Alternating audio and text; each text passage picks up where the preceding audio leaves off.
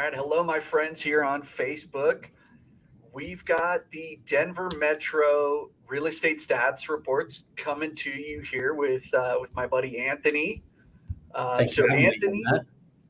yeah, go ahead and introduce yourself for those that don't know you, who you are, and then I'm going to hit you with a random question I didn't prepare you for. Oh, perfect. I love that. I'm Anthony with Land Title. I do sales in our Boulder market. Brenna, Matt's wife, does the same thing as I do, but in a different market. So I'm just filling in why you have that brand new, gorgeous baby at home. So that's exciting. Yeah, two months old, right? Not so brand new. The new baby smell I think is still there, which it was never really a thing for me. I hear that's a thing people actually enjoy, but no, that new baby smell is not my thing. That's too funny. Yeah, But I think that's what like my wife misses most about our children is they don't smell like that anymore. yeah. And they don't run around and just break everything in the house. Not a whole lot of moving. So, Exactly.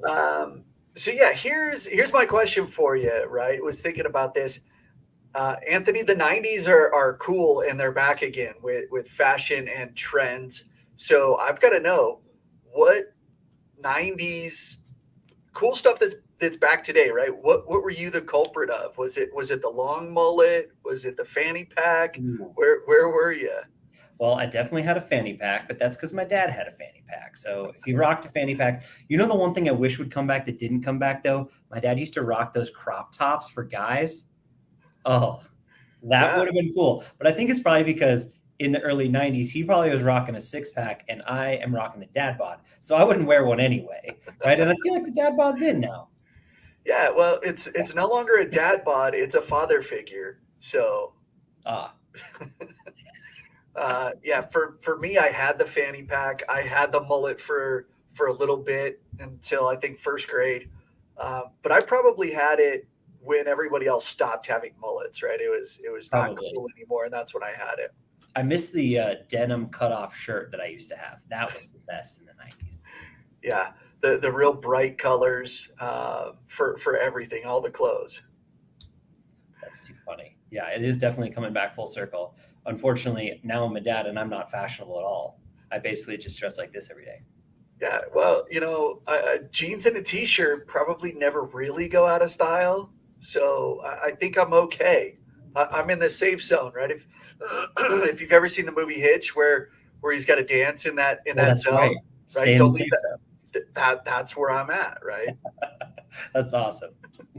Um, Anthony, let's talk about our real estate stats, right? Folks believe that the market is shifting and things are moving fast. Um, but I think the real estate stats are still showing that it's pretty strong sellers market still. I couldn't agree more. Yeah. I mean, we'll take a look at the data here, but I think the biggest highlights here are as a buyer, you're getting some opportunity now.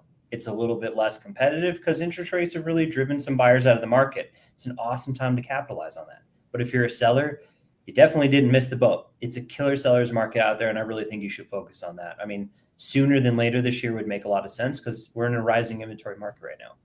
Yeah.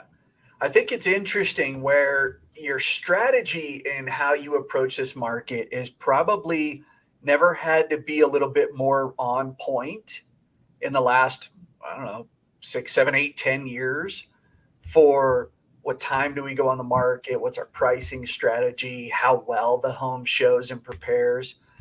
I think you really got to be very cognizant of how you approach the market right now. Yeah, I couldn't agree more.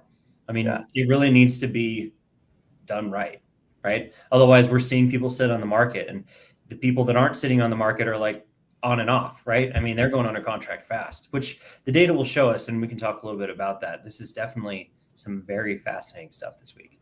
Yeah, for sure. So pay attention, right? We're going to jump into this and go through. So let's talk through slides. So normally, Anthony, right, you've got control of the slides. You're driving this, but some computer issues leaves it to me. So I'm going to Here you jump go. to That's the one right here. the market snapshot attached and detached single family homes.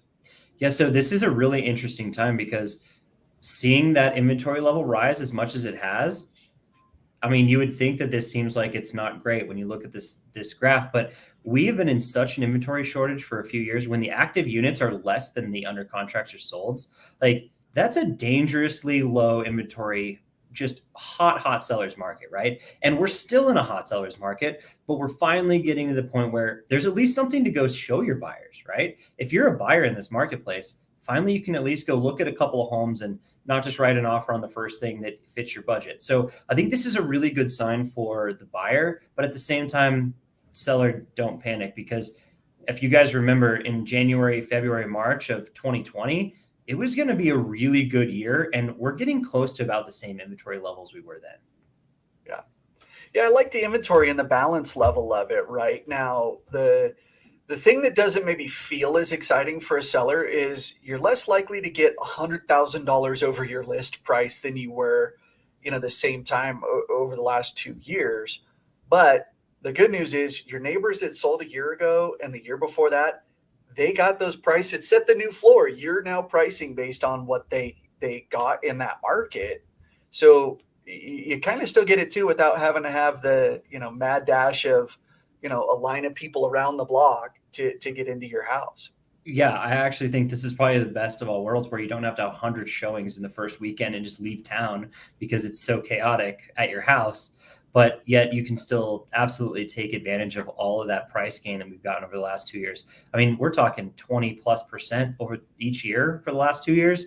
I mean, it's really good to see that monetary and fiscal policy that the government's been doing is starting to take some steam out of the market. I mean, basically, look at this year over year, the average sales price is still up 11%, right? I mean, that's really strong, which also means, like, if you're a buyer, you don't really want to wait, because what's the chances you're going to make 11% more money next year than you are now?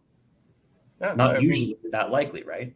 No, not so much happening in that order for most folks. And you can't outsave the market. Conversation I was having with a lender friend of mine about a client was, some of these potential buyers, you got to get your foot in the market right now, right? So take advantage of what you have now, because you can't play this game from the sidelines. Yeah, I agree. Definitely want to be in the market and on that escalator. All right, well, let's go a couple more slides and let's talk about something else that's important. So this is our inventory slide, kind of pulled off just that one, but I really want to talk about a couple of things.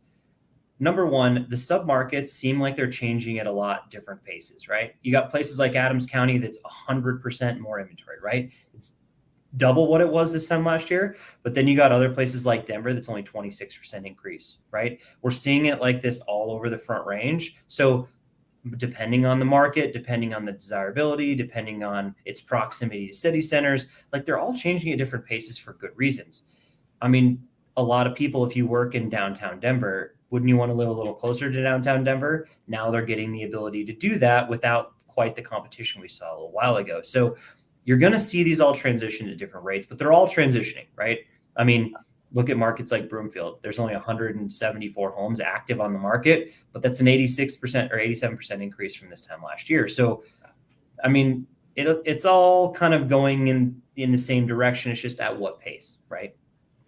Well, right to your point, and here's what got Zillow in trouble, is real estate is uniquely hyper local, because this neighborhood here, this street, this section might be very highly desired, and yet the house around the corner, not quite as much, right? Even though it's got similar amenities. This is where really diving into the sub markets, the hyper local uniqueness of real estate matters.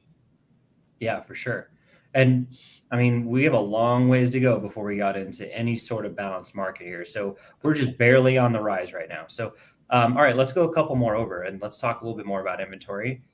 This one here is our month supply of inventory. So when you're measuring month supply of inventory, it just means if no more houses come on the market, how long would it take to sell the current 6,800 homes? Well, currently we're at 1.45 months of inventory, basically a good 6 weeks, right? I mean, when you talk about it in weeks, it doesn't seem nearly as bad when you're like, man, we went from 1.5 weeks of inventory at the hottest sellers market we've ever seen to here we are at 6 weeks on market. And if you're going to list a home, is 6 weeks seem that unreasonable? Absolutely not. I mean, I think that's back in the day, 6 weeks would have been like an amazing market. right? People would have been killing for 6 weeks of inventory instead of 6 months in some cases, right? So this is, this one of those times where all the inventory is rising, some places more than others. I mean, look at Elbert County, 2.8 months of inventory. Obviously, that one's getting closer to balance faster. But then you still have places like Arapahoe and Denver that are 5 weeks of inventory. So, I mean, this is all adjusting, and we're seeing it ratchet up every month. I wouldn't be shocked if we saw inventory rise for a couple more months here, but we're definitely not getting anywhere out of a seller's market anytime soon. Well, as we hear folks that are not watching the numbers nearly as diligently as you and I, and they talk about, well, the interest rates just caused a complete slowdown. Nobody's buying right now, so it's not a good time to sell. Well, the numbers don't prove that out, right? When we look at how fast the market's still moving, people are still putting properties under contract, and that's not changing. And in fact, for the Great Recession, right, the housing bubble that burst, people were still buying homes during that time. Yeah, we'll go 3 more slides and we'll talk about the speed of the market because, like you said, it's just going faster than ever before. I mean, it's a little off of last year, sure, but the market seemed to shift just a little early because of those interest rate rises. And when I say shift, I mean shift like it's not moving mountains. We're talking about a day, 2 days, 3 days. So 13 days in the MLS, like if you want to buy a house right now, you got to be on it, right? There's no, oh, I'll shop when we feel like it. We'll go look on Saturday and look at all the homes. Well, all the good houses are getting sold on Thursday. So, right? I mean, in all reality, I say that jokingly, but I mean, the average home's going under contract in less than 2 weeks. It's still one of those, you have to have your pre-approval before you go out shopping and start looking for homes, because it's not one of those that you could say, hey, I love this home. I'm going to take my time to get everything over to my lender and I'm going to be able to buy this house, right? It's one of those that, hey, I'm going to look at homes today. Maybe I'm going to look at the homes tomorrow, and I've got an opportunity to still buy the ones that I saw yesterday. Yeah, I couldn't agree more. I mean, this is a good time to be a buyer, but you still got to be on it for sure. Yeah, and this is going to continue to rise to the end of the year. So I don't really have a crystal ball, but if you look at something like last year is very seasonal. This is kind of what you should expect. The highest days in MLS, like the longest it takes to put a house under contract, is usually that like December, January timeframe. It trends all the way down through, that June, July timeframe, and it trends all the way back up towards the end of the year. So it's kind of that horseshoe. So we can expect that year over year over year. 2020, that didn't happen because of COVID, right? And then even in 2021, we still saw the same trend. It's going to be more extreme this year. I wouldn't be that surprised. But, pre-COVID, we were still in the 20s, 30s, 40s. So it could take a month or two to get under contract. If you're looking at it from like a seller's perspective, here we are still at 14 days. It just means we got to be buttoned up if we're going to go on the market to get those numbers. Yeah, and I've been watching this really for the better part of now of a decade. Looking at these numbers, I rarely ever saw them dip down into the 20s, and now we're talking about the market slowed way down, and we're going to at 13 days ish, right? You can see all the way back to January 2020, 44 and a half days in the MLS, and that was still a strong seller's market as we were in January 2020. Yeah. For looking at the seasonality of 2019 and that, right? 30 days was still hot, right? It was still good. Yeah. We got a ways to go to catch up. Yeah, I agree. I mean, it could take years to be back into some sort of reasonable scenario. Yeah. So I think we all just kind of reset our mindset here.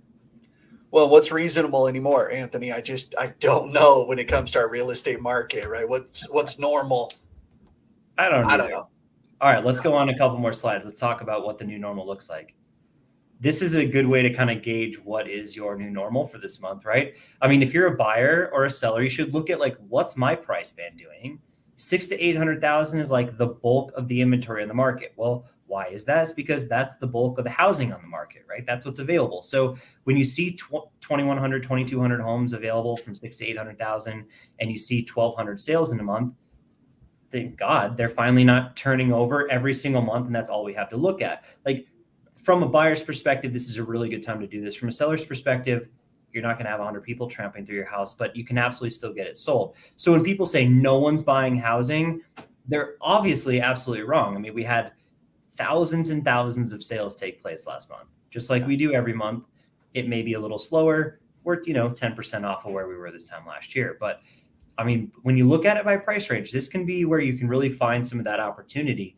I think we're finally getting back into a market where we're going to see some trade up potential. If you want to go over a couple more slides, let's talk about trade up potential, because trade ups this is a big deal, right? If you could sell at a pretty reasonable range, where you're at, maybe you got a bunch of equity gain, your house is in that 5 to 600,000 range. You got, you bought it at 400 2 years ago. It's worth 550 now. Maybe this is a good time to start looking at, oh, maybe I should sell that. I should buy something up in the 800 range, right? My income went up, or I just need more bedrooms for my family, or whatever it is. Now there's starting to be some potential there, because you get it on the market, you can get it sold really quickly, you can get top dollar for it, and then you actually have a few homes to go shop through, right? I mean, I think that we're getting to that point where the market's slowing a little bit more, that those higher price range inventory is starting to rise. And if you can go from hyper focused, lots of buyers, speed of the market's 11 or 12 days, and then you can jump up into something that's 23 days on market, so you're not competing with as many buyers. There's 2 months of inventory up there. You have a few things to shop for. This is an awesome time for trade ups. It's just a little bit harder to swallow the interest rates, but I think if you can navigate that, but get into the house, you can refinance it in a couple of years. It'll be good. Well, the jumbo rates tend to be a little bit more favorable right now than your conforming loan. So you might be in a pretty good spot. The interest rates have been declining as of late. They've been dropping a little bit. So yeah, I mean, the interest rate market is definitely finally getting to the point where we're starting to see some balance in there. And the fact that the Feds keep continuing to raise the short-term rates, it's affecting the bond market in very different ways. It's actually putting confidence back in the market, right? Which people didn't really expect to happen as quickly as it did. So that's a good sign. Yeah. So, right, keeping an eye on that, a pulse on the market as far as what the short-term rates are doing. Great. It's not a one-to-one comparison, right, with what mortgage rates they definitely don't trend together. Oh. All right, let's move on to the next one. We got a few more things to talk about here. You want to talk about sales in the marketplace? This is always fun. I mean, I feel like we're getting back to maybe a little bit more of that new norm. Everyone's talked about the new norm for, 2022 is going to be the year we get back to the new normal, right? Post-COVID normal. I think we're pretty much getting there, right? These are really comparable numbers to what we saw in 2018 and 2019. It feels like we're down quite a bit in sales. We're down 28% from this time last year, but this is like back to semi-healthy market, like very, pretty normalized. So I feel good about it. I mean, we still have 4,200 homes sell last month, so you can definitely buy or sell a house right now. Which tells me, right, homes are going under contract every single day, right? We look at, Right. give or take, you got about 30 days in the month, right? There's a lot of homes going under contract every single day. So people are out buying, right? It's just getting into that mix, getting into that game. It's still 2,800 homes back in January of this year. That's still a lot of people getting new residents. Yeah, and I think it might have been really competitive in January, February, right? Because the inventory was so low. Yeah. But I think sales were really constricted because of the lack of inventory, right? We had way more buyers than we had sellers. And then we kind of tipped that scale in about April. And you see the peak of the sales were from all those April under contracts. Inventories, or those interest rates start to rise a little bit. It's cooled off the amount of properties kind of trading hands, but it's cooled it off, right? It's not an extreme swing. So this is a really good sign. We're getting back to a pretty normalized, healthy seasonal market like we've been used to in years past. Well, with the way that the interest rates were, so many more homes were being sold over the last couple of years just by, kind of percentage wise. And where I'm going at with this is if we had more homes available the last 2 years, we would have sold, 10%, 15%, 20% more homes, right? Because people would have found the homes that they were looking for. They would have had time to shop, right? And things would have happened that way. I think the last 2 years were very much an anomaly and just very crazy. We're getting back to a little bit slower pace in the market, which is not a slow pace by any means. Yeah, we're absolutely clipping along at a gallop here. So that's a good sign. All right. So let's talk about sales price. I think that's the next slide in here, isn't Yeah. it? And sales price is one of those things where we really got to start to better understand. I mean, obviously, you can see here over time, the market's pretty seasonal. The bigger houses sell in the springtime. They usually cost a little more money. That's the most convenient time to move your family. So, just because month over month average sales price went down doesn't mean that the market's going down, right? I think that's something to really unpackage that you're seeing in the news.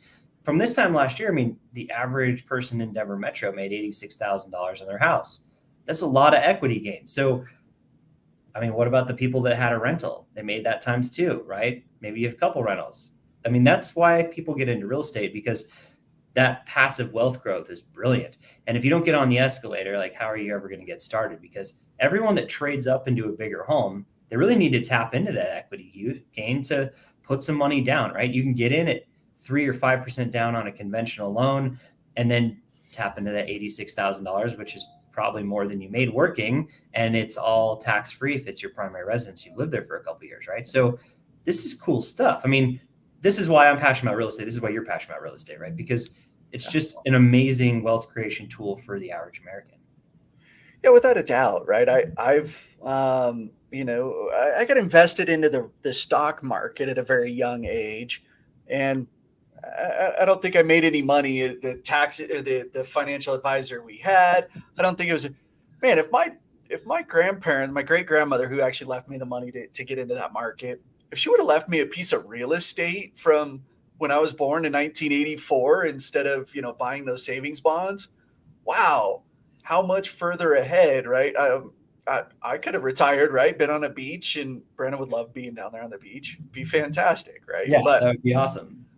we look at real estate as a wealth building tool and just the options that you have when you own real estate. So, we look at right now. I'm looking at a home equity line of credit. We got a whole lot of equity in our home, and we're not really looking to move, but to tap into the amount of equity that we have to take advantage of a business opportunity that might come up, or to kick back and relax, or do some of the things that we want to do.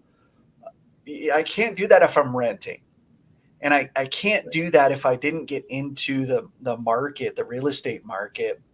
But gosh, what a great opportunity. And if I wanted to take a year off and not work at all, that money that I got from the home equity line of credit, that's not taxed, right? I don't get taxed at 40% on that number, right? It's a loan, Exactly. so it's got to get paid back, right? It's debt. That's why I don't get taxed on it. But, again, opportunities and things you can do, even if you're not looking to buy or sell in this market, if you own real estate, the options that it's created for you.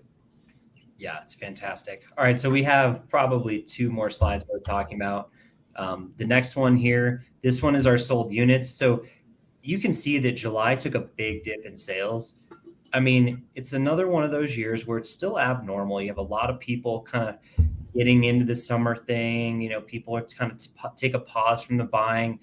What you're hearing in the media and in the news is really like scaring some buyers off. I really think we're going to see this bump back up a little bit, and we're going to have probably a pretty strong fall. But I mean, year to date, we're down 11, 12% in sales. It wouldn't shock me if we're down 11 to 12% probably all year for the rest of the year, but it's because we're kind of readjusting to that normalized market. Now, yes, certain markets are looking better or worse than others. I mean, places like Broomfield are down 16% in total sales. You have other places like Jefferson County that's only down 8% in sales, right? So the fluctuations happening, market to market, location, right? But this is an easy one to digest and understand.